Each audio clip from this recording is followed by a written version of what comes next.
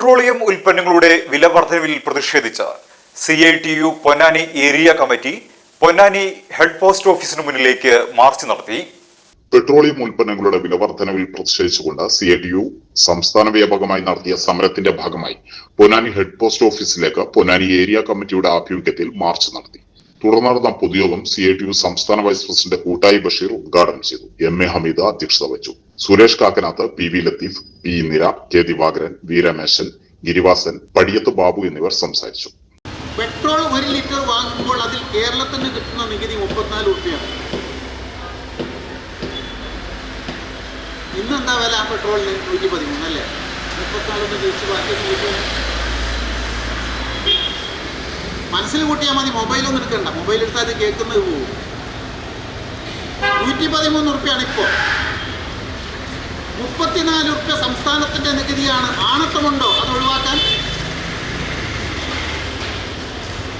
അതല്ല, പറഞ്ഞ വാക്കിൽ ഉറച്ചു നിൽക്കാൻ സാധിക്കാത്ത ആളാണെങ്കിൽ അതിന് നാട്ടുകാർ പറയുന്ന ഒരു പേരുണ്ട്. അത് മൈക്ക് കൂടെ ഞാൻ പറയുന്നില്ല.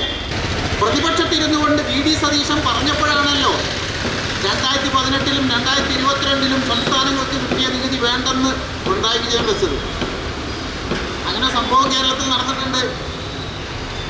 പ്രതിപക്ഷത്തിന്റെ ആവശ്യപ്രകാരം ജനങ്ങളെ സഹായിക്കാൻ 2018-ലും 2022-ലും എന്ന് പറഞ്ഞാൽ ഒന്നാം പിണറായി ഗവൺമെന്റിന്റെ കാലത്തും രണ്ടാം പിണറായി ഗവൺമെന്റിന്റെ കാലത്തും സംസ്ഥാനത്തിന് കിട്ടുന്ന വിഹിതം വേണ്ട എന്ന് പിണറായി വിജയന്റെ ഗവൺമെന്റ് നിശ്ചയിച്ചിട്ടുണ്ട്.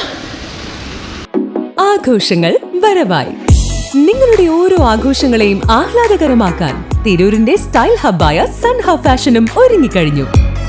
വെഡിംഗ് വസ്ത്രങ്ങളിലെ പുതു ട്രെൻഡുകൾ, എത്നിക് കളക്ഷനുകൾ, മോഡസ്റ്റ് വെയറുകൾ, കിഡ്സ് കളക്ഷനുകൾ, ബ്രാൻഡഡ് ജെന്റ്സ് വെയറുകൾ.